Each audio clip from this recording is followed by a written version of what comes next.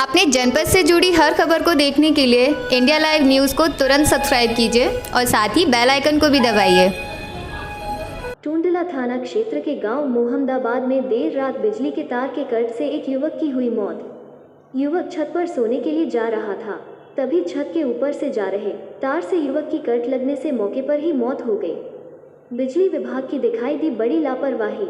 वही परिवार में मचा कोहराम। परिवारीजनों ने बिजली घर पर किया हंगामा। मौके पर पहुंची पुलिस ने ग्रामीणों को समझा बुझाकर मामला शांत कराया। देखिए उत्तर प्रदेश फिरोजाबाद से जिला संवाददाता दीपक शर्मा की यह रिपोर्ट।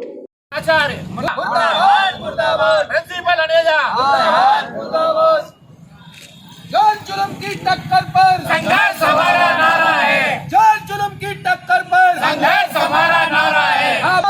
जिंदाबाद जय इंकलाब जिंदाबाद। फिरोजाबाद प्रशासन होश में आओ, होश में आओ। मुर्दाबाद मुर्दाबाद। हटेगा हटाओ, मुर्दाबाद बचाओ। हटेगा ट्रैक प्रशासन मुर्दाबाद मुर्दाबाद मुर्दाबाद। ट्रैक प्रशासन मुर्दाबाद मुर्दाबाद मुर्दाबाद। मेडिकल कॉलेज की व्यवस्थाएं ठीक करो, ठीक करो, ठीक शांत करो, शांत करो। शांत करो या डूब करो।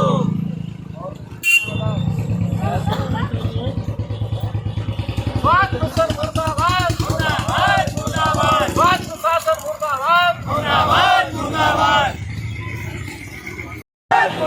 स्वास्थ्य प्रशासन मुर्दाबाद मुर्दाबाद मुर्दाबाद। हटेगा तेरी तानाशाही, नहीं चलेगी, नहीं चलेगी। कॉलेज की व्यवस्थाएं ठीक करो, ठीक करो, ठीक करो। हटेगा तेरी तानाशाही, नहीं चलेगी, नहीं चलेगी। हटेगा तेरी तानाशाही। नहीं करो। ट्रैक प्रशासन मुर्दाबाद मुर्दाबाद मुर्दाबाद। मेडिकल प्रशासन मुर्दाबाद मुर्दाबाद मुर्दाबाद। मेरा नाम रामदास मानव है। कांच एवं चूड़ी मजदूर सभा का मैं महामंत्री हूँ। ये हमने एक नोटिस दिया था जिलाधिकारी महोदय के माध्यम से माननीय मुख्यमंत्री जी को। माननीय मुख्यमंत्री जी को ज्ञापन देने के बाद यहाँ की जो व्यवस्थाएं हैं उनमें सुधार नहीं हुआ, क्योंकि डेंगू महामारी पैर पसार चुकी है बड़े पैमाने पर। पहले केवल कुछ क्षेत्रों में थी, आज जिले का कोई हिस्सा ऐसा बाकी नहीं है जहाँ पर डेंगू की महामारी नहीं है। और हम अपनी आंखों के सामने अपने बच्चों को, अपने परिजनों को और लोगों को जाते हुए देख रहे हैं। इससे हमारी आंखें बड़ी द्रवित होती हैं और हम अपने आप को असहाय महसूस करते हैं। हमारे पास करने के लिए कुछ व्यवस्था नहीं है।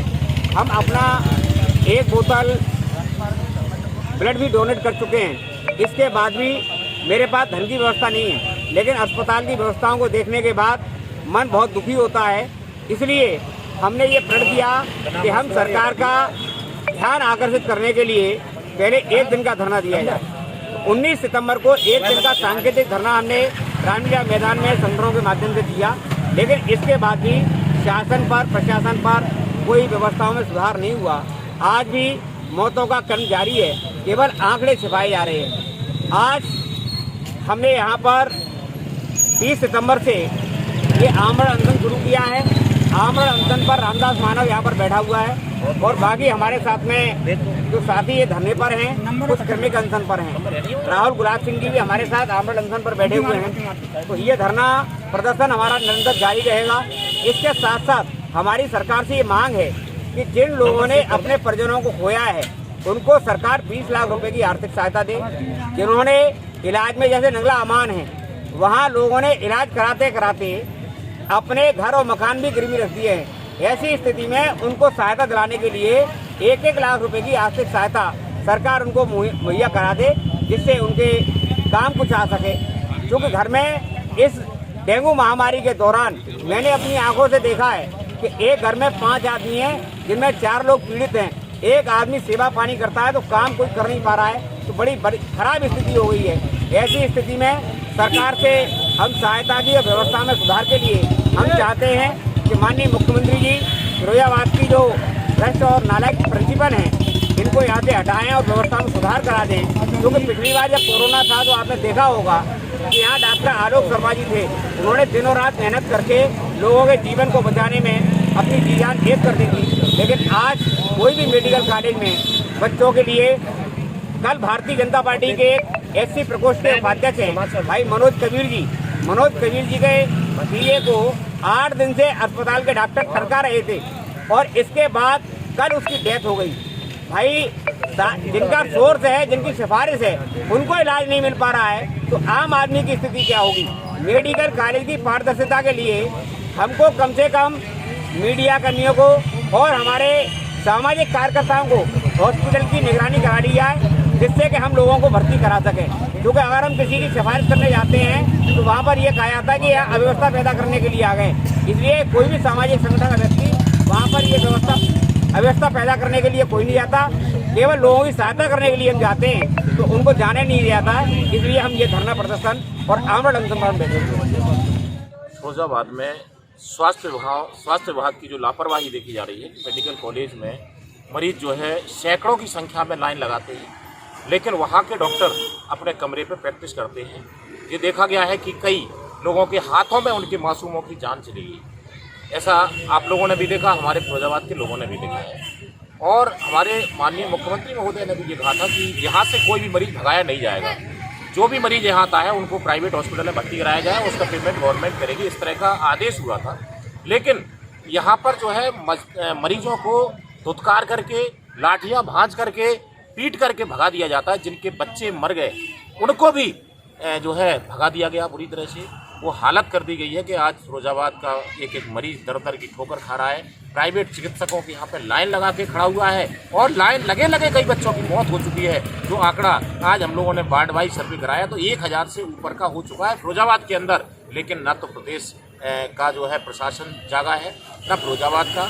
और फिरोजाबाद की जो भ्रष्ट प्रिंसिपल है, मैंने देखा कि जब प्रिंसिपल के ऊपर कोई भी आरोप लगाया गया और गलत चीज़ें उनकी जो है बोली गई, तो उस समय हमारे नगर के विधायक जी उनके समर्थन में आकर के मरीजों को हड़काते हुए नजर आए। आपने खुद वीडियो देखे होंगे कि जिसमें वो कह रहे हैं कि आंखें मत टरना, तो उससे ज़्यादा टरना। जिसका बच्चा मरा है उसको हमारा विधायक जो है धमका रहा है, इससे ज़्यादा दुर्भाग्यपूर्ण और कुछ नहीं हो सकता। फिरोजाबाद की जो हालात है, इसमें माननीय जो है हमारे विधायक जी तो अस्पताल में डेरा डाल के रहते ही हैं, रात को 2 बजे भी वहीं पाए जाते हैं मैडम के समर्थन में। लेकिन इसके अलावा मैं आपको बता दूं कि मैडम का शुद्ध कहना होता है, जबकि एक मरीज को हड़काते हुए भी कहा उन्होंने कि जब तक हमारे रिश्तेदार उनके सुरेश खन्ना और आशुतोष टंडन, ये मंत्री भी ऊपर बैठे हुए हैं, इनका भी पूरा संरक्षण हमारे विधायक जी के द्वारा है। जो उनके सजाती है मंत्री और विधायक जो संरक्षण कर रहे हैं, ये बेहद गलत है। जब तक मैडम को, अब मैं देखता हूं कि माननीय योगी जी तक शिकायत करने के बाद भी उन्हें नहीं हटाया गया, लेकिन अब आमरण अनशन है। या तो अब ये जनता को भी योगी जी देख लें या फिर भ्रष्ट प्राचार्य को देख लें,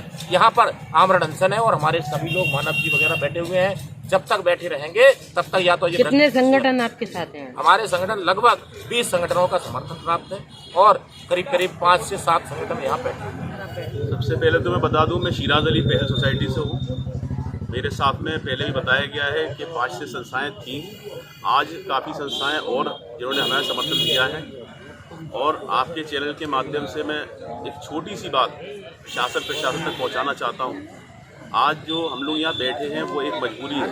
मैंने बहुत सारे फ़ोटो ऐसे देखे हैं जिसमें बच्चे अपने, जो माँ बाप अपने बच्चों को कांधे पे डालकर ले जा रहे हैं, या जो लोग अपने गोदों में लेकर जा रहे हैं, कुछ लोग मोटरसाइकिलों पर बच्चों को लेकर जा रहे हैं जिनकी जानें चली गई हैं।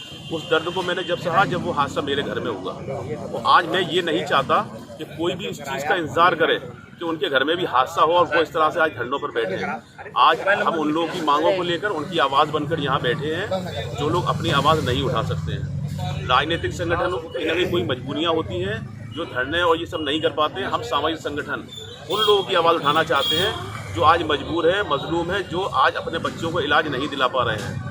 मैं अपने बच्चे को लेके यहाँ से लेके दिल्ली तक गया था। शायद कुछ परिवारों की परेशानी, कुछ मजबूरियाँ हैं जो यहाँ से यहीं पर इलाज नहीं दिला पाती हैं।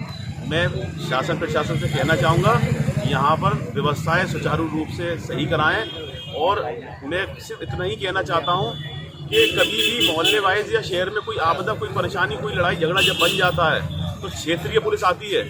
और अगर व्यवस्थाएं नहीं संभलती हैं तो सारे और जो थाने होते हैं, अन्य थाने होते हैं शहर के, वो आते हैं। अगर उसके बावजूद भी नहीं हो पाता है तो ज़िले की टीमें आती हैं, और ज़िले के बाद भी नहीं हो पाता है तो और ज़्यादा जो रैपिड एक्शन या पीएससी या अन्यथा और जो फोर्सेज होते हैं वो आते हैं। तो क्यों ना आज बाहर की ज़िलों की टीमें बुला करके डॉक्टरों की हमारे मैरिज होमों में, हमारे स्कूलों में बेड डाल करके उन बच्चों को इलाज दिया जाए जो आज हमारे बच्चे इलाज के खातिर मरे जा रहे हैं, अपनी जाने खो रहे हैं। आज उन परिवारों से पूछिए जिन्होंने अपना खोया है या उन परिवारों से पूछिए जो आज अपने बच्चों को लेकर हॉस्पिटलों में लड़ रहे हैं। लेकिन हमारे शासन प्रशासन की कान पे जूं नहीं रेंग रही है।